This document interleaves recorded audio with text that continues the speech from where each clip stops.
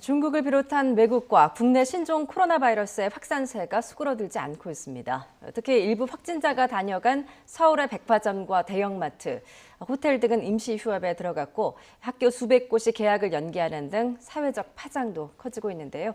신종 코로나 관련 상황, 천은미 이대 목동병원 호흡기내과 교수 김성훈 변호사와 함께 자세히 분석해 보겠습니다. 안녕하세요. 안녕하세요. 예. 오늘 이제 질병관리본부의 발표를 보니까 일단 밤 사이에 다행히 새 환자는 발생하지 않았어요. 네, 너무 다행스럽습니다. 예. 하지만 아직까지는 중국의 확산세가 지속이 되고 있고 국내에도 많은 외국에서 입국자들이 있으시고요. 또 확진자와 접촉한 분들도 많이 있고 또 지금 백화점이나 대형마트처럼 많은 분들이 오가는 과정에서 또 있으셨기 때문에 앞으로 조금 더 방역에 신경을 써야 되겠고 네. 추후 확진자나 그런 것에 대해서 좀 더 조심스럽게 추이를 관찰해야 될 것 같습니다. 예, 앞으로도 긴장을 늦춰서는 안 된다라는 말씀이신데 어떻게 보십니까? 이게 지역사회 감염 전파로까지는 아직 번지진 않았다라고 보십니까? 아직까지 말씀드리기 조금 곤란한데요. 네. 그 점에 대해서도 조금은 더 시간이 필요하지 않을까. 철저하게 확진자를 먼저 선별해서 잘 하고 그다음에 거기에 2차, 3차 감염을 예방을 한다면은 지역사회 전파를 막을 수 있겠지만 아직은 완전히 막을 수 있다고 속단하기는 조금 시간이 필요할 것 같습니다. 예. 그렇게 판단하시는 이유가 어떤 이유가 있을까요?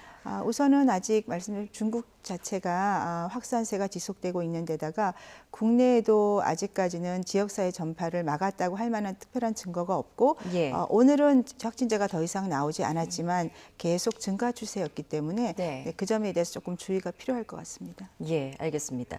일단 이제 우한시에서 입국한 교민 가운데 확진 환자가 또 추가로 발생을 했습니다. 이로써 이제 우한에서 온 환자는 2명이 확진이 됐는데 됐습니다. 13번 환자의 직장 동료였죠. 네, 근데 네. 어떤 그 감염 경로를 통해서 바이러스 감염이 됐는지가 관건일 것 같아요. 네, 지금 확실히 알려져 있지는 않지만 그 교민께서 귀국하신 날짜가 1월 31일이고 발생한 날짜가 일주일 정도 됐습니다. 그 말은 이 신종 코로나 바이러스의 잠복기가 보통 2일에서 최장 14일 정도로 생각하고 있지만 연구 결과를 보면 보통 한 2일에서 5일, 7일 그 정도에서 가장 많이 발생을 합니다. 네. 그래서 가장 가능성이 높은 것은 우한에 있을 때 감염이 돼서 잠복기에 따라서 발생을 한 것으로 생각이 들고요. 항공기라든지 지금 수용되어 생활하고 있는 격리된 시설에서 발생했을 가능성은 매우 낮다고 생각합니다. 그렇군요. 그러니까 임시 그 생활 숙소에서 감염됐을 가능성은 굉장히 낮다. 네네. 혹시 버스에서 같은 버스를 탔다고 하던데요. 그 버스에서 감염됐을 가능성은 기내에서도 어떻게 마스크를 쓰셨고 네. 버스에서도 마스크를 쓰셨기 때문에 그 과정의 감염은 매우 낮지 않을까 생각합니다. 그럼 이미 우한에서 감염이 네. 된 채 잠복기에 있다가 지금 증상이 발현됐을 네, 것이다. 그 가능성이 가장 높다고 생각합니다. 그렇군요. 지금 좀 긴장을 늦추지 말아야 되는 게 또 우한 교민들 지금 격리 생활 중인데 네. 이런 지금 환자들이 또 발생할 가능성 좀 네, 어떻게 충분히 보십니까? 있습니다. 예. 잠복기가 사람에 따라 많이 다르죠. 이틀 만에 나타나시는 분도 있고 14일에 나타나는 분도 있기 때문에 최소한 2주간의 격리 생활 동안에는 앞으로 추후 발생자가 좀 있을 확률이 높습니다. 그렇군요. 일단 좀 추이를 지켜봐야 될 것 같습니다. 그리고 또 24번째 환자는 처음에는 음성 판정을 받았다가 또 양성 판정이 났다고 해요. 네. 이런 경우는 어떤 경우인가요? 네, 이제 쉽게 독감하고 조금 비교를 하겠습니다. 우리가 독감 검사를 많이 해보셨을 겁니다. 근데 초반에 약간 열감이 미열이거나 인후통, 약간 근육통이 있을 때 검사를 하시면 음성이 많이 나옵니다. 하지만 증상이 좀 악화되면서 고열이 나기 시작하면 검사에서 양성 확률이 많이 나오기 때문에 많은 분들이 왜 이렇게 검사가 좀 다르지 생각을 하셨을 텐데 그거는 바이러스 증식이 초기에 적기 때문에 검사에서 검출이 안 되는 거죠. 네. 이 바이러스도 신종 코로나도 감기 바이러스이기 때문에 독감과 유사한 그런 확진율이 나올 수 있습니다. 그래서 초기에 증상이 없을 때 안 나오고 지금 나온 게 검사의 오류라기보다는 네. 환자의 그런 바이러스의 양에 따라서 확진이 조금 달라지지 않았나 생각합니다. 그렇군요. 체내 바이러스 수가 이제 적어서 음성이 그렇죠. 나올 수도 수 있다. 있습니다. 네. 지금 음성이었다가 양성 판정을 낸 게 벌써 3번째거든요. 네네. 그렇다면 좀 검사 방식을 좀 바꿔야 되는 게 아닌가라는 생각도 사실 드는데. 지금 하는 그 유전자 증폭 검사는 굉장히 정확한 검사고요. 검사를 증상이 생겼을 때 꼭 다시 하는 것이 중요하고 그리고 검사에서 확진이 되면 치료를 바로 받을 수 있기 때문에 이 검사를 신뢰할 수 없다 그렇게 생각하실 필요는 없을 것 같습니다. 그렇군요. 이 신종 코로나 확진자가 이제 들면서 이제 국민의 불안감이 커지는 이유 가운데 하나가 이 신종 코로나 바이러스가 이제 무증상 감염이 될 수 네. 있다라는 우려 때문 아니었습니까? 그런데 대한바이러스학회가 이게 오류일 수 있다. 또 이런 입장을 냈어요. 좀 혼란스럽거든요. 네, 국민들께서 많이 혼란스럽고 네. 저도 개인적으로 조금 그렇습니다만 우선 이 사례를 어떤 걸 가지고 얘기를 하신 거냐면 독일에서 첫 사례가 있었습니다. 그 란셋이란 국제학술지에 나온 얘기인데요. 그 독일 환자분께서 중국에서 회의를 하기 위해서 오신 분하고 잠시 접촉을 했습니다. 그런데 그때 그 중국에서 오신 분이 증상이 없었다고 합니다. 그래서 이분에 의해서 감염이 됐고 이 감염된 독일분이 또 두 분을 감염을 시켰습니다. 그래서 처음 논문이 나올 때는 이거는 무증상자에 의한 감염이라고 했지만 다시 역추적을 했더니 그 중국에서 오신 여자분께서 약간 몸살기가 있었다. 네, 그래서 그것은 무증상이 아니다. 이렇게 감염이 아니다고 이렇게 이제 판단을 하시는 건데 네. 사실은 그러한 경우에는 우리가 지금 발열로 증상을 체크를 하고 있는데요. 이게 코로나가 감기 바이러스이기 때문에 감기 증상이 굉장히 많습니다. 건강하신 분들은 거의 증상이 없을 수도 있고 예. 지금처럼 가벼운 인후통이나 근육통, 설사 같은 정말 감기 증상으로 나올 수가 있기 때문에 또 한 가지는 중국의 가족을 신뢰로 한 논문이 있는데 거기 보시면 60대 이상은 다 39도의 고열이 있으신데 30대 분들은 열이 하나도 없어 36.5도입니다. 네. 그리고 증상 자체가 말씀 인후통이나 기침, 설사로 나타나기 때문에 조금 우리가 주의를 해야 될 것은 발열이 있다고 해서 이게 신종 코로나 바이러스를 의심을 하는데 발열이 없으면 괜찮다가 아니라 감기 증상이 나타나더라도 확진자에 접촉을 했거나 확진자가 갔던 그런 경로를 따라가신 분이라면은 밀접 접촉자의 분류가 안 되어 있다 하더라도 네. 본인들이 그런 증상이 생길 때는 반드시 검사를 하시는 것이 굉장히 중요한 포인트라고 생각합니다. 그렇군요. 그러니까 그 사람의 면역력이 다 다르기 그렇습니다. 때문에 면역이 네. 강한 사람들은 증상이 발현되지 않은 채 지나갈 네, 수도 있지만 맞습니다. 사실상은 감염이 됐다. 예. 그렇기 때문에 사실은 그러면 무증상 감염이 있다라고 말을 해야 되는 거 아닙니까? 저는 개인적으로는 조금 가능성을 완전히 배제하기는 어렵다 예. 생각합니다. 그렇군요. 그 WHO도 무증상 감염이 있을 수 있다라고 네. 또 인정을 하지 않았습니까? 네. 이 부분은 조금 더 좀 지켜봐야 연구를 될 것 지켜봐야 같다는 될것 생각이 같습니다. 듭니다. 이제 조금 전에 말씀하셨지만 이제 지역 사회 감염 그 가능성의 우려 완전히 저버려서는 안 된다라고 말씀하셨는데 그 관건인 환자가 이제 중국인 관광객 네. 23번째 환자 네, 아니겠습니까? 맞습니다. 그 동선이 공개가 됐는데 주로 사람들이 많이 모이는 곳에 갔더라고요. 네. 예. 사실은 뭐 백화점이라든지 마트는 많은 사람들이 오고 가는 장소고 그분이 잠시 머물렀어도 옆에서 물건을 샀다든지 아니면 엘리베이터나 에스컬레이터에서 접촉을 하는 게 굉장히 밀폐된 공간이죠. 그분이 갑자기 기침이나 재채기를 한 경우는 에스컬레이터 지나가다가도 감염이 될 수 있고 엘리베이터 안에서 기침을 해놓으면 감염이 될 수도 있고서 사실은 굉장히 염려가 되는데 국가에서 그분들을 다 접촉자로 아마 분리를 못 하실 겁니다. 네. 그렇다면은 동선을 좀 정확히 시간과 장소를 공개를 해주시는 게 굉장히 중요할 지금 것 이제 같아요. 이동 동선이 예. 공개된 것을 보니까 서울 중구의 프레지던트 호텔에 1월 23일 날 입실을 했고요. 2월 2일에는 호텔에서 퇴실해서 이제 서울 소공동에 있는 롯데백화점 본점을 방문을 했습니다. 그런 다음에 이마트 마포 공덕점에도 방문을 했고요. 그리고 이제 6일 날 국립중앙의료원으로 이송이 됐습니다. 지금 해당 그 영업점, 백화점, 마트 뭐 지금 다 문을 닫은 상태거든요. 예, 이 조치는 적절했다고 보십니까? 시간도 조금 공개를 해주시면 좋겠습니다. 정확한 시간이요. 그렇죠. 예. 그게 왜냐하면 이 바이러스가 묻어있을 수는 있지만 공기 중에서 오래 상존을 못하기 때문에 저렇게 그냥 지역만 나열을 해주시면 조금 불안하실 수 있어서 정확한 네. 시간과 장소를 공개를 해주시고 만일에 본인이 그 접촉자로 분류가 안 됐다고 하더라도 조금이라도 호흡기 증상이나 감기 증상이 있는 경우에는 이제 선별 진료소가 생겼기 때문에 국민들이 조금 빨리 검사를 받으실 수 있지 않을까 생각합니다. 예, 해당 시간을 좀 더 자세히 공개를 네. 한다면 그 동선에 노출된 사람들을 좀 확인하기가 그렇습니다. 용이할 것이다. 네, 맞습니다. 라는 분석이시군요. 알겠습니다. 자, 이 23번째 환자가 다녀간 호텔과 백화점, 대형마트 잇따라 휴점에 나섰는데 사실 해당 영업점들이 입는 경제적인 손실도 클 것 같거든요. 이거에 대한 보상은 좀 어떻게 받을 수 있는 겁니까? 네, 그렇습니다. 사실 코로나 사태 이전에도 굉장히 자영업에 여러 가지 어려움들이 있었고요.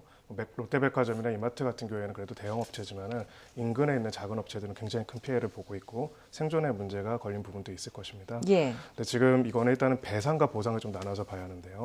어떠한 불법적인 행위가 있을 경우에 손해배상을 청구했다고 하죠. 그걸 배상이라고 한다면은 어떤 공공적인 필요성에 의해 가지고 누군가의 재산권을 침해하거나 재산상 불이익을 감수하게 할 경우는 보상이라고 합니다. 가령 이제 이러한 그 동선이 공개됐고 동선이 공개됨으로써 이제 검역을 위해 가지고 이렇게 폐점을 했다면은 이 부분에 대해서는 기본적으로 보상의 개념이 적용하는 것이 맞고요. 예. 두 번째로 생각해 볼 부분은 이 폐점이라든지 이런 조치들이 국가의 강제 조치에서 이루어진 것인지 아니면 자발적으로 이루어진 것에 대해서 차이가 있습니다. 근데 지금 기본적으로는 감염병 예방법상으로는 제70조의 손실 보상에 관해서 규정을 하고 있고요. 예.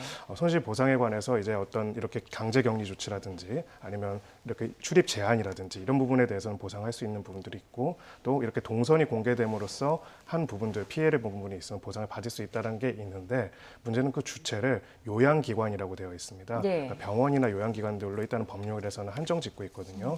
네, 그렇기 때문에 이런 일반적인 업종에 있는 업장들한테는 원칙적으로 이 법률상 손실보상이 가능하다고 단정할 수는 없습니다. 다만 이제 메르스 사태 때 이 손실보상 청구에 대해 가지고 요양기관이 아닌 경우에도 일부 보상한 사례가 있다라고 합니다. 예. 다만 이제 앞으로도 이제 저희가 이거 투명하게 공개를 하고 방역을 위해서 하기 위해서라도 이제 이런 부분에 대해서 피해를 보는 업체들에 대해서는 또 손실을 보상해 줄 수 있는 구조도 만들고 그것을 또 입법적으로 해결해야 하는 부분도 있다라고 생각합니다. 예. 이 23번째 환자, 중국 우한에서 이제 여행을 온 환자인데 전수조사 대상이었단 말이죠. 그런데 소재를 파악하지 못해서 2주 동안 서울 시내를 이렇게 돌아다녔습니다. 그리고 또 이런 외국인들이 29명이나 된다고 하는데 소재 파악이 어려운 겁니까? 네, 지금 현재 소재 파악이 계속 안 되고 있다고 하고요. 예. 또 문제점은 잠복기가 지난 사람들의 경우에는 소재 파악을 더 이상 안 하겠다라는 그런 또 방침도 전해졌다고 합니다. 예. 그렇다면 이제 이 잠복기가 지났다고 하지만은 그 잠복기 동안에 어떤 증상이 발현됐을지도 모르고 누구를 접촉했을지도 모르고 이런 부분이 불가능하지 않겠습니까? 예. 저희가 이제 역학이라는 거는 이것이 어디서 어떻게 갔는지를 보게 되는 것인데요. 그 추적이 불가능해지겠죠. 여기에는 두 가지 문제가 있다고 생각합니다. 하나는 정보의 문제가 있고요. 하나는 두 번째는 추적의 문제가 있는데 지금 우리나라의 검역법상으로는 이렇게 질병이 발발한 오염 지역에서 들어오는 경우에는 검역 신고를 하도록 되어 있습니다. 네. 증상이 어떻게 되고 어디에 머물 것이고 그렇게 될 것인지를 하는데요. 지금 이렇게 추적이 안 되는 사람들 같은 경우에는 두 가지 가능성이 있을 겁니다. 일단은 정보 자체를 좀 허위로 기재했을 가능성도 있고요. 예. 두 번째로는 그 정보가 변동됐을 가능성도 있겠죠. 이번에 중국인 확진자 같은 이제 중국에서 와서 23번째 확진자로 돌아다니는 분 같은 경우에도 처음에 묵는다는 숙소는 정확하게 기재를 하셨는데 네. 이제 그 이동한 다음에 하는 부분들을 추적이 안 된 부분이 있습니다. 두 번째는 이제 추적의 문제인데요. 추적에 있어가지고 지금까지는 이 추적 단계가 지자체랑 복지부랑 경찰이랑 여러 단계로 거쳐져 있어가지고 예. 굉장히 추적에 시간이 많이 걸렸다라는 문제 제기가 있었습니다. 정보 자체도 부정확할 수도 있지만 또 추적에 있어서도 충분하지 않은 부분들이 있기 때문에 이번 사태에 대해서도 빠르게 대응을 해야겠지만 향후에도 법령상 이걸 어떻게 바꿔야 할지를 좀 고민해봐야 하는 문제라고 생각합니다. 그렇군요. 지금 일단 지역사회 감염을 막기 위해서는 이 29명의 또 다른 외국인 환자 빨리 찾아야 되는 건 아니겠습니까? 네, 맞습니다. 예. 지금 전수조사를 하고 있지만 제일 중요한 것은 지금 아마 본인들은 아실 겁니다. 네. 그래서 이 방송이나 국가적 공지를 보시고 두 가지 면에서 본인을 위해서도 필요합니다. 왜냐하면 이게 바이러스이기 때문에 바이러스를 가볍게 앓고 지나갈 수도 있지만 기저질환이 있거나 연령이 높은 분들, 흡연을 하거나 당뇨가 있는 분들은 분명히 폐렴으로 진행할 수 있습니다. 그렇다면 초기 대응을 잘한 1번 퇴원한 환자를 생각하시면 내가 빨리 자진 신고를 해서 치료를 받는 것이 나를 위해서 좋고 또 타인의 감염도 예방할 수 있기 때문에 꼭 빨리 자진 신고를 하셨으면 좋겠습니다. 예. 일단 어제부터 이제 전국 50여 개 민간 병원 그리고 네. 124곳의 보건소 등에서도 신종 코로나 바이러스 검사를 할 수가 있는데요. 이게 신종 코로나가 말씀하셨듯이 이제 독감이나 감기 증상과 비슷하기 때문에 네. 또 어떤 면에서는 과잉 진료도 일어날 수 있다. 일선 현장에서는 이런 소리도 있는데 일단은 검사를 해봐야겠죠. 네, 의료 입장에서는 조금 예. 복잡한 문제인데요. 우선 감기 바이러스입니다. 그래서 감기 증상과 유사하지만 감기보다는 좀 바이러스 폐렴이 올 수 있는 확률이 높다. 그리고 독감과는 조금 차이가 있습니다. 독감은 바이러스보다는 일반 감기보다는 굉장히 독합니다. 그래서 고열이 서너 시간 내에 39도, 40도로 육박을 하고 근육통이 엄청 심하기 때문에 몸을 못 움직입니다. 그래서 그런 특징이 있고 또 독감 검사는 바로 할 수가 있죠. 어느 병원이나. 그래서 확진을 할 수가 있습니다. 그래서 그거는 구별을 할 수가 있는데 문제는 이제 아무나 와서 검사를 하면 안 힘들겠죠. 그래서 네. 확진을 받은 분과 접촉하신 분이라든지 위험 지역을 다녀오신 분은 반드시 뭐 1339 콜센터라든지 보건소나 선별진료소를 가셔서 검사를 하시고요. 그렇지 않은 경우에는 조금 그런 사항을 지켜보시고 하시면 좋을 것 같습니다. 예. 자, 어제부터 이제 전국 50여 개 민간병원 보건소 등에서 검사가 시작됐으니까 좀 이상 증상이 있거나 하면은 이제 자진 검사를 하기를 지금 권유를 하셨습니다. 자, 신종 코로나 사태 이후에 지금 마스크 대란이 좀 이어지고 있는데요. 지금 너도 나도 다 마스크를 쓰고 다니다 보니까 사실 정작 마스크가 필요한 의료진들이 부족하다라는 이야기가 있더라고요. 이건 또 정말 문제 아닙니까? 네, 일반인들 전 국민이 마스크를 다 쓰실 수는 없습니다. 마스크를 꼭 쓰셔야 되는 분은 사람을 많이 대하는 직업들이 있죠. 뭐 택배 기사분이 집배원들, 사무원들이 있는데 그런 분들은 쓰셔야 될 것 같고요. 또한 연령이 60세 이상이고 기저질환이 있거나 어떤 항암 치료라든지 치료를 받으시는 분들은 착용을 하시는 것이 좋습니다. 건강한 분들은 꼭 착용을 할 필요는 없지만 그런 분들이라 하더라도 어떤 영화관이라든지 밀폐된 공간에서 장시간 회의를 하실 때는 그중에 잠복기에 있거나 증상이 있는 분이 있을 수도 있기 때문에 그러한 경우는 마스크를 착용하는 것이 바람직하다고 생각합니다. 예. 일부 전문가들은 그 마스크도 이제 여러 단계가 있잖아요. 네. KF 80 네. 정도는 써야 한다는 분들도 있고 어떤 분들은 이제 1000 마스크를 써도 괜찮다라고 하는데 어떻게 권유를 하십니까? 네, 일상생활을 할 때 아주 밀접 접촉을 안 하는 경우는 일반 뭐 일회용 마스크도 좋고요, 면 마스크도 괜찮습니다. 왜냐하면 이 감염이 비말 감염이기 때문에 침방울에 묻지 않으면 괜찮습니다. 하지만 아까 말한 밀폐 공간이라고 하는 경우에는 그 감염자가 마스크를 쓰지 않고 기침이나 재채기를 할 때는 공기 중에 있을 수 있고 그것이 손잡이나 어떤 물체에 묻게 되면은 2차적으로 감염을 유발할 수 있기 때문에 그러한 공간에 계실 때는 최소한 KF80, KF94를 그 기간 동안에 써주는 것이 지금처럼 많은 감염의 위험이 있을 때는 도움이 되겠습니다. 예, 일단 밀폐된 공간에서는 네. 그래도 좀 주의를 해라라는 네, 맞습니다. 말씀이시군요. 네. 알겠습니다. 자, 이 마스크 대란을 지금 막기 위해서 정부가 매점 매석을 단속한다고 했습니다. 지금 어떻게 된 단속이 진행이 되고 있습니까? 네, 일단은 이거에 대한 시행의 근거가 되는 것이 바로 물가 안정에 관한 법률입니다. 네. 물가 안정에 관한 법률 제7조에 보면은 사업자가 폭리를 취하기 위해서 매점 매석을 하는 것을 금지하고 있고요. 해당되는 것을 이제 위반한 경우에는 이제 징역 2년 이하의 징역과 5천만 원 이하의 벌금에 처할 수 있도록 되어 있습니다. 지금 그러면 이게 어느 정도가 매점 매석이냐라고 하는 것들이 기준이 또 필요하겠죠. 그래서 이번에 기획재정부에서 이거를 고시를 하면서 매점 매석의 행위로서 이것을 규정을 하고 또 구체적인 기준까지도 이야기를 했는데요. 예. 이제 특별히 이제 판매할 목적이 아닌 상황에서 혹은 판매할 목적보다도 너무나 과잉되는 것을 쌓아놓고 창고에 닫아놓고 또 과도하게 가격을 인상하는 경우 이런 경우들을 집중적으로 단속하고 있고 이것을 이제 공무원들이 단속하는 것은 한계가 있기 때문에 식품의약품안전처에서 이제 국민들이 신고할 수 있도록 되어 있습니다. 예. 지금 다양한 신고들이 이루어지고 있는 상황이기 때문에 국민적인 이제 불행을 야기하면서 그것을 통해 가지고 폭리를 취해 가지고 결국은 전체적인 보건 상황을 악화시키는 부분들이기 때문에 엄중한 단속이 꼭 필요한 것이다라고 생각합니다. 예, 정말 정작 필요한 의료진이 마스크를 착용하기 위해서라도 좀 이런 조치들이 필요한 게 아닌가 싶습니다. 자, 지금 이제 중앙사고수습본부의 브리핑이 이어졌는데요. 현장으로 한번 가보겠습니다. 예, 이제 잠시 뒤에 김강립 부본부장이 브리핑을 할 예정인데요. 현재 이제 1,000명이 넘는 자가격리자에 대한 생활 지원비, 유급 휴가비 지원 대책, 그리고 마스크 밀반출 적발 시절들을 설명할 예정이라고 합니다. 중앙사고수습본부 정례 브리핑을 시작하겠습니다. 브리핑 내용을 잠시 들어보시겠습니다. 중앙사고수습본부 부부본장이 참석했습니다. 더불어 윤태호 방역총괄반장, 이성문 관세청 통관지원국장, 노정훈 중앙사고수습본부 대국민지원 1팀장이 함께 배석했습니다. 수어 통역이 함께 진행됩니다. 브리핑은 김강립 부본부장이 자가격리자 생활지원비 및 유급휴가 비용 지원, 마스크 밀반출 적발 실적 등을 설명한 후 기자분들의 질문에 부본부장과 배석한 분들이 답변하는 순서로 진행하겠습니다. 먼저 김강립 부본부장의 설명이 있겠습니다. 네. 2월 8일 정례 브리핑을 시작하겠습니다. 오늘 아침 중앙사고수습본부 회의는 시도 보건당국과 지역 방역 체계에 대한 집중적인 논의를 진행하고 있습니다. 현재까지 확진자 대부분은 방역망 체계 내에서 발견되거나 발생되어 적극적인 관리를 통해 지역사회로의 확산을 차단하고 있으나 접촉자들에 대한 격리관리 그리고 소독 등 지역 방역 업무가 증가하고 있습니다.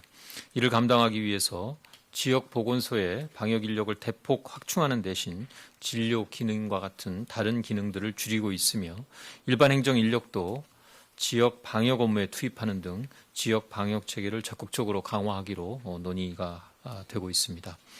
중수부는 지자체와 견고한 협력 체계를 구축하고 신종 코로나 바이러스 감염증에 힘을 합쳐 대응하고 있으며 향후에도 지속적으로 지자체 협력을 강화해 나갈 것입니다. 어제부터 진단검사 기관과 검사 대상이 확대되었습니다. 중국을 방문한 후 14일 이내에 발열이나 호흡기 증상이 나타나는 경우에 대해서도 검사를 실시하고 또한 의사의 소견에 따라서 신종 코로나 바이러스 감염증이 의심되는 경우에 대해서는 검사를 실시하게 됩니다. 어제 첫날 검사 건수는 종전에 비해 약 3배 정도 증가하였고 현재 진행 중인 검사 건수가 많아서 정확한 집계는 어려운 상황입니다만 아마 월요일부터는 이것을 검사 집계 시스템을 구축해서 가동되기 때문에 보다 정확한 집계를 신속하게 할 수 있을 것으로 기대하고 있습니다. 검사 대상에 해당되지 않아서 검사를 받지 못하는 분들이 계시며 이러한 분들의 불만이 상당히 있을 것으로 생각이 됩니다. 신종 코로나 바이러스 검사는 검체 채취 단계에서도 안전하고 정확하게 이 검체 채취를 할 수 있는 인력 확보가 매우 필요하고 유전자 증폭 검사 장비 또 그리고 이 장비를 운용하고 해석할 수 있는 전문 인력이 필요한 그러한 검사입니다. 이러한 한계로 인해서 단순히 진단 키트를 보급한다고 검사 물량이 대폭 증가하지 않는다라는 점을 이해해 주시기 바랍니다. 하루 검사 물량은 가능한 물량에는 한계가 있습니다. 현재는 하루 3,000건 정도의 검사가 가능할 것으로 판단하고 있고 조금 더 노력을 해서 조만간 5,000건 정도까지는 검사가 확대될 수 있을 것이나 검사를 희망하시는 모든 분들이 검사를 받게 하기에는 부족한 상황입니다. 이러한 진단검사 물량의 한계를 감안해서 정부는 신종 코로나 바이러스 감염증의 조기 진단과 전파 차단을 위해서 가장 위험성이 큰 집단을 대상으로 우선순위를 평가해서 검사 대상을 정하고 있습니다. 검사 가능한 물량을 늘리기 위해서 모든 노력을 기울이고 있으나 이러한 한계가 있다는 점을 이해해 주시기 바랍니다. 의학적으로 검사가 필요한 분들이 우선적으로 검사를 받을 수 있어야 신종 감염병을 조기에 발견하고 지역사회로의 확산을 차단할 수 있습니다. 국민 여러분들께서도 이런 점을 유념하셔서 현장에서의 의료진 판단에 따라 적극적으로 협조해 주시기를 당부드립니다. 한편 중수부는 격리자에 대한 생활지원비와 격리자의 사업주에 대한 유급휴가 비용 지원 내용을 확정하였습니다. 생활지원비는 감염병 예방법에 따라 보건소에 의해서 통지를 받고 관리되는 자가격리나 입원 격리된 분들이 성실히 이러한 조치에 응한 경우에 지급되며 4인 가구를 기준으로 해서 14일 이상 격리되는 경우에는 월 123만 원이 지급됩니다. 2월 17일부터 신청을 받을 예정이며 예비비 등의 관련 예산 편성이 마무리되는 대로 조속히 지급할 수 있도록 하겠습니다. 다만 격리되신 분들이 유급휴가비를 직장으로부터 받는 경우에는 생활지원비를 중복해서 받으실 수는 없습니다. 유급휴가 비용은 격리된 근로자에 대해서 사업주가 감염병 예방법에 따른 유급휴가를 제공한 경우에 사업주에게 지급되며 사업주는 가까운 국민연금공단 각 지사를 통해서 신청할 수 있습니다. 이와 더불어 격리 조치를 위반한 사람에 대하여 처벌을 강화하는 법 개정도 국회에서 논의될 예정입니다. 국회에서는 기존 현행 300만 원이던 이 벌금을 1년 이하의 징역 또는 2천만 원 이하의 벌금에 처하도록 변경하는 감염병 예방법 개정안이 발의가 되었습니다. 조만간 논의될 것으로 기대하고 있고, 자가격리는 본인의 건강을 지키는 것은 물론 지역사회의 전파를 차단할 수 있는 가장 효과적인 수단입니다. 이러한 조치들을 통해 자가격리의 실효성이 높아질 수 있을 것으로 생각합니다. 다음은 마스크와 관련된 사항입니다. 마스크 수급 안정화 대책 중의 하나로 지난 6일 0시부터 마스크를 해외로 반출할 경우 세관에 신고해야 되는 제도가 시행되었습니다.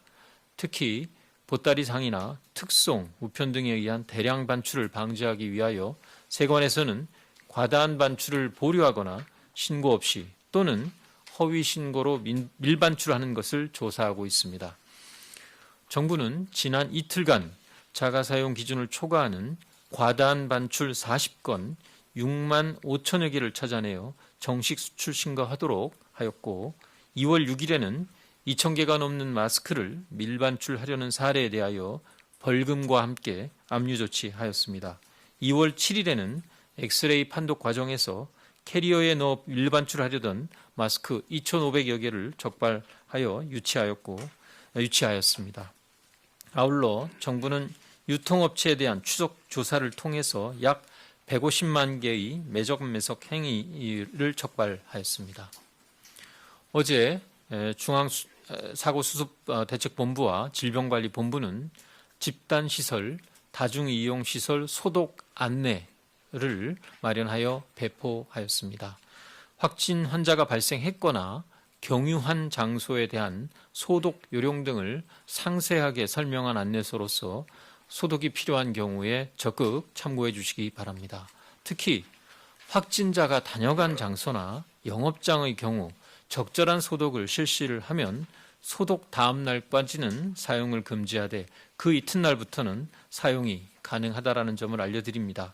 확진자가 다녀간 장소나 영업장의 재사용을 결정할 때 참고하시기 바랍니다. 보다 과학적인 근거나 상세한 내용은 오후 브리핑에서 설명드릴 예정입니다. 우한 교민의 경우 임시생활시설에서 잘 생활하고 계십니다. 2월 7일에는 일반 진료상담 44건, 심리상담 16건 등 총 60건의 의료 서비스가 제공되었습니다. 의료진과 역학조사관의 판단하에 5건의 검체를 채취하여 진단검사를 의뢰하였으나 모두 음성으로 판정되었습니다. 2월 6일에 확진 판정받은 교민이 주거했던 방에 대해서도 개별 소독을 실시하여 혹시라도 있을 감염 확산 우려를 사전에 차단하였습니다. 정부는 신종 코로나 바이러스 감염증의 국내 유입과 지역 사회로의 확산을 막기 위하여 모든 노력을 다하고 있으며 국민 여러분들도 적극 협조해 주실 것을 다시 한번 당부드립니다. 손 씻기, 옷소매로 가리고 기침하기 등의 감염증 예방 수칙을 준수하고 의료기관 내 병문안 등 불필요한 병원 방문을 최소화하고 혹시 역학조사나 자가격리 요청 등 방역상의 조치를 요구받았을 때는 최대한 협력하여 주실 것을 부탁드립니다. 이상으로 브리핑을 마치겠습니다. 감사합니다. 네, 지금부터 질의응답 시간을 가지겠습니다. 배석하신 분들은 단상에 올라오시기 바랍니다. 먼저 기자분들께 14시에 중앙방역대책본부 브리핑이 예정되어 있으니 관련 질문은 그때 해주시기를 부탁드립니다. 더불어 구체적인 통계 등에 대한 문의는 브리핑 이후 언론 대응팀에 해주시면 문자나 메일 등으로 바로 답변을 드리겠습니다. 질문하실 기자분은 손을 들어주시고 제가 지목하면 소속과 이름을 말씀하시고 질문해 주시고요. 답변하신 분들도 답변 전에 소속과 이름을 말씀하시기 바랍니다. 질문 받겠습니다. 네, 우선 세종에서 2분 받고 서울에서 받는 걸로 하겠습니다. 예, 이투데이 김지영입니다. 이거 유급휴가 관련 질문인데요. 이 사업장 폐쇄인 경우에는 이게 지원이 어떤 형태로 좀 이루어지는지 논의가 됐나 싶어서 좀 확인 부탁드립니다. 그 보상에 관한 질문이십니까? 이게 사업장 폐쇄인 경우에 이제 직원들은 유급휴가가 되는 거잖아요. 그래서 이게 직원들에 대한 유급휴가 지원이라든가 이제 사업장에 대한 뭐 영업손실 지원이라든가 이게 별개로 이루어지는 건지 아니면 이제 합쳐서 이루어지는 건지 좀. 이거는 그 현재 감염병 예방법은 정부의 방역에 필요한 조치로서 의료기관에 대한 그 전체적인 폐쇄나 그 이러한 조치들이 이루어지는 경우에는 보상에 대한 근거를 담고 있습니다. 따라서 일반 사업장에 대한 부분은 현재 법으로는 규정이 없는 상태입니다. 다만 과거 2015년 메르스의 경우에 의료기관이 소재한 건물에 있었던 그 사업장의 경우 의료기관의 소재로 인해서 그 건물 자체가 폐쇄 조치가 된 경우에 한해서는 그 보상을 손실보상 심의위원회의 심의를 거쳐서 보상이 이루어진 바가 있습니다. 관련 사례를 참고토록 하겠습니다. 다만 현재로서는 아직 일반 사업장에 대한 이러한 보상에 대해서는 법적 근거가 마련되어 있지 않다라는 점을 말씀을 드립니다. 다만 이 법 개정에 대해서는 이 부분에 대해서는 국회에서 논의가 될 예정입니다. 네, 기자님. 예, 안녕하세요. 저 KBS 홍진아 기자라고 합니다. 일단 우한 교민 입국 관련돼서 어제 한 언론사에서 보도가 됐었는데 우한 교민이 추가로 입국할 예정이다 이런 내용이 보도가 돼서 구체적으로 예정된 계획을 좀 묻고 싶은데요. 또 중국 국적 교민도 데려온다는 내용이 있었는데 이게 맞는지, 대상자는 누구인지, 또 지금 현재 우한에서 귀국을 희망하는 교민들이 얼마나 계신지, 또 데려올 경우에는 보호시설은 어디에 둘 것으로 예상하고 계신지 좀 구체적으로 말씀해 주셨으면 좋겠고요. 선별진료소 관련돼서 어제 이제 처음으로 민간기관 확대 검사 시행 첫날이었는데 좀 문제점으로 파악된 것들이 있으면 어떤 게 좀 파악이 됐는지 궁금하고, 현장에 이제 검사가 필요 없는 환자들이나 이제 방문이 많아서 몰리는 경향이 있다 이런 게 있었는데 대책 같은 게 있는지 궁금합니다. 네, 먼저 현재로서는 우한에 대한 임시항공편 추가 투입에 대해서는 아직 구체적인 계획이 결정된 바 없습니다. 향후 지금 향후 상황 변화가 생길 것을 좀 대비해서 주한 총영사관에서 아마 비공식적으로 임시항공편 이용과 관련된 수요 조사를 진행한 것으로 알고 있습니다. 향후에 만약에 추가 운영이 되는 경우에는 말씀드린 지금 질문 주신 그런 내용, 그러니까 특히 중국인 가족, 우리 국민의 가족들에 대한 귀국 방안도 같이 검토해 나갈 계획입니다. 선별진료소를 확대했고, 어제 이제 검사 가능한 기관을 종전의 보건환경연구원 18곳과 더불어 총 46곳을 더 확대를 했습니다. 의료기관 그 중에 8개는 검진을 전담하는 그런 기관이기 때문에 의료기관은 38곳이 확대가 되었습니다. 초반에 이게 확대가 되었으나 모든 이 기관이 어제부터 바로 검사가 다 이루어질 수 있는 그런 채비가 되어 있지는 않은 상황이었고, 아마 일부는 저희가 아마 그런 자료는 어제 제공을 해드렸을 텐데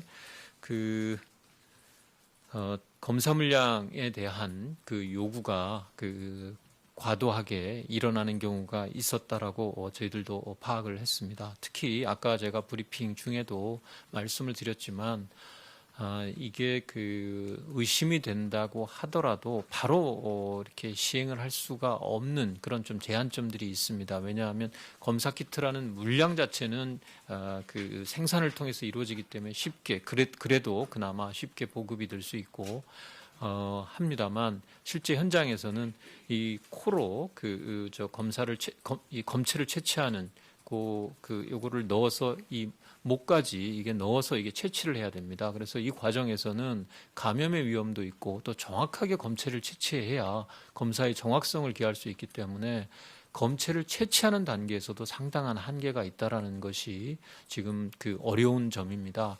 그래서 검체를 정확하고 안전하게 채취를 하고 난 이후에도 이 검체를 검사기관이 옮겨서 이 유전자 증폭을 통해서 이 코로나 바이러스에만 에서 나타나는 유전자를 확인하는 방식으로 검사가 이루어집니다. 그래서 이러한 그 검사를 시행할 수 있는 능력을 갖췄는지 또 이게 해당되는 유전자의 그 결과인지를 확인하고 그 해석할 수 있는 그런 능력을 갖춘 기관을 저희가 검증을 통해서 확인한 곳에서만 검사를 하도록 하고 있습니다.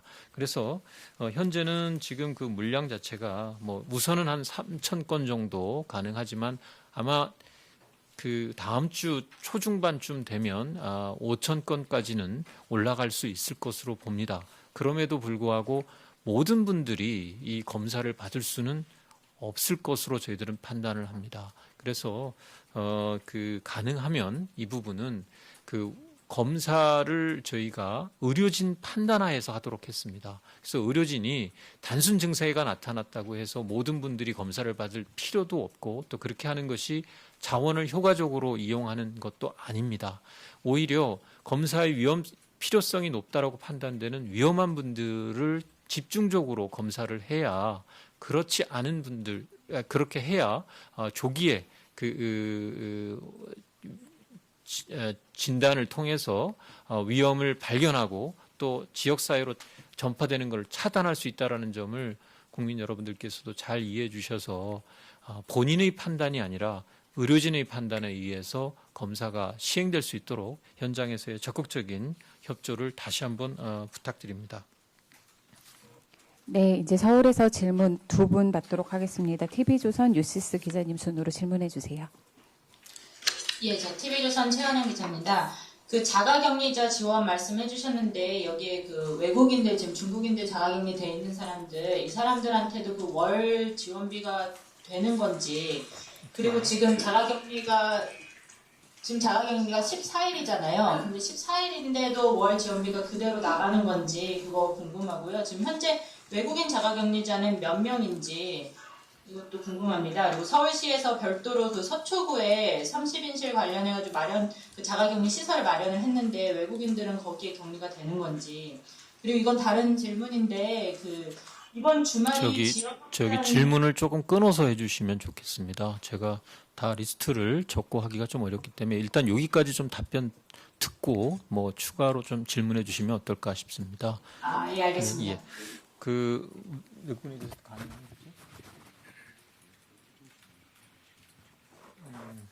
네, 저도 좀 확인을 좀 추가로 해서 답변을 드리도록 하겠습니다. 외국인의 경우에도 지원이 가능합니다.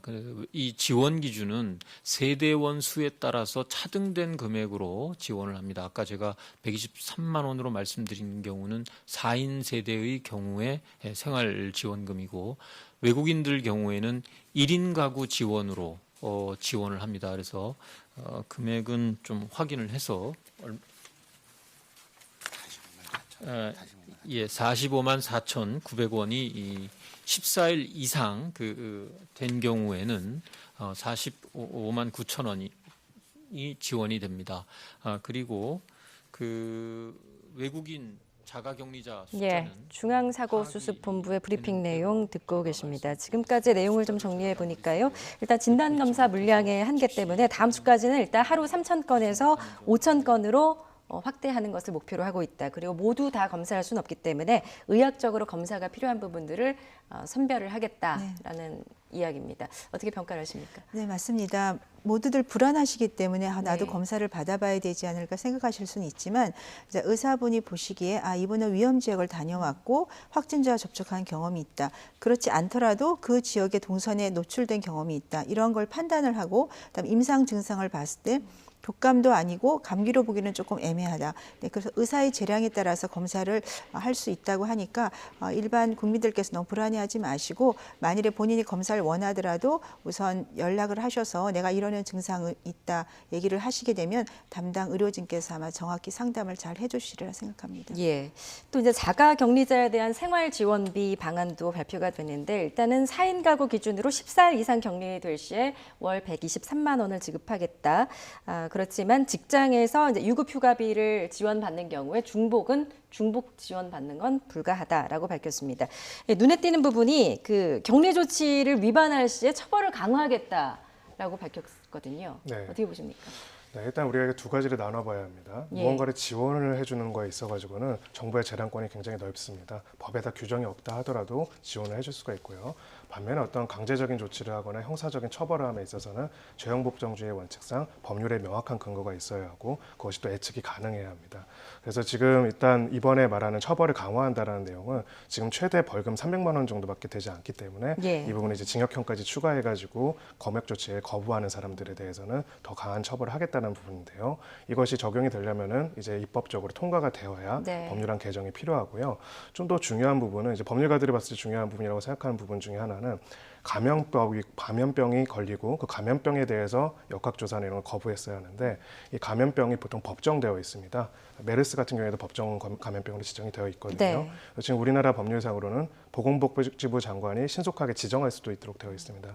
아직까지는 신종 코로나 감염증이 법정 감염병으로 지정되었다는 내용이 확인되진 않고 네. 신종 감염증에 준해서 처리를 하고 있는데 이것이 지원이나 방역 조치에서는 크게 문제가 안 되는데 형사처벌을 하게 된다면은 예. 이것이 유추 적용이 돼서 문제가 될 수가 있습니다. 그래서 예. 만약에 이런 개정이나 고시가 신속하게 가능하고 그것이 불가능한 사정이 없다면은 이 부분을 법적으로 빠르게 정비를 해서 할 필요가 있고요. 실제로 외국에서도 신종 코로나 감염증을 빠르게 법정 감염병으로 지정을 했거든요. 네. 이 부분에 대해서 사실관계를 확인해서 이렇게 처벌 수위도 강화하는 것도 중요하지만은 감염병의 정의 자체부터 좀 명확성을 갖출 필요가 있다라고 생각합니다. 예, 일단 신종 코로나 바이러스 감염증을 법정 전염병으로 지정할 필요가 있다라는 지적이셨습니다.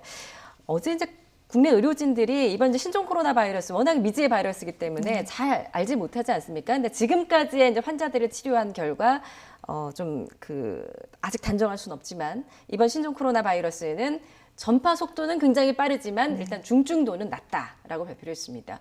동의하십니까? 네, 동의합니다. 네. 왜냐하면 이 신종 코로나는 코로나 바이러스 변종이기 때문에 독감보다는 훨씬 증상이 초기에는 작습니다. 고열도 없고요.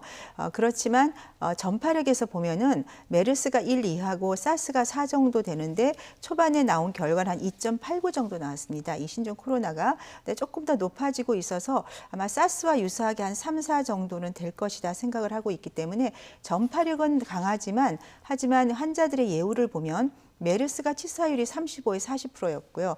사스도 10%가 넘었습니다. 10% 정도 되죠. 그런데 신종 코로나는 지금 우한 지역에서는 2% 정도 되지만 우한 지역을 벗어난 중국에서 1% 미만입니다. 국내는 아직 사망자가 한 분도 안 계시기 때문에 전파력은 빠르지만 그런 어떤 중증도는 감기 바이러스보다는 좀 높지만 독감과 유사할 정도가 아닐까 생각을 하고 있고요.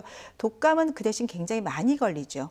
많이 걸리지만 많이 걸리다 보니까 고령자나 기저질환 있는 분들은 치사율이 높습니다. 그래서 지금 미국에서 10,000명 이상이 사망했다.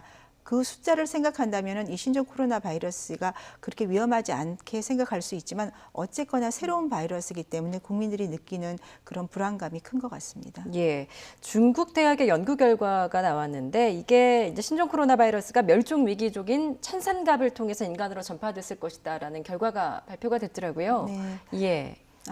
제가 연구를 하지 않아서 정확히 말씀드리기 어렵습니다만 이 사스, 메르스, 신종 코로나가 전부 박쥐를 매개로 해서 사양, 고양이하고 낙타, 그다음에 이번에 이제 말씀드린 그런 저희가 잘 모르지만 그 동물에서 오지 않았을까 생각을 하고 있다고 하니까 그렇지만 제가 개인적 견해입니다만 메르스는 가장 좀 중증도가 높았던 건 낙타라는 조금 좀 굉장히 좀 크고 저희가 잘 모르는 그런 포유류고 이거는 조금 메르스보다 약하게 나타난 거는 사스 때와 비슷한 정도의 그런 매개체를 숙주로 했기 때문에 그렇지 않을까 하는 그런 생각이 있습니다만 연구가 좀 정확히 되면 더 좋은 결과가 나올 것 같습니다. 예, 알겠습니다. 지금 신종 코로나 바이러스 사실 이런 공포증을 좀 가라앉히려면 사실 정확한 정보가 제일 중요한 게 아닌가 싶습니다. 두 분께 오늘 말씀 잘 들어봤습니다. 지금까지 천은미 이대목동병원 호흡기내과 교수 김성훈 변호사였습니다. 잘 들었습니다.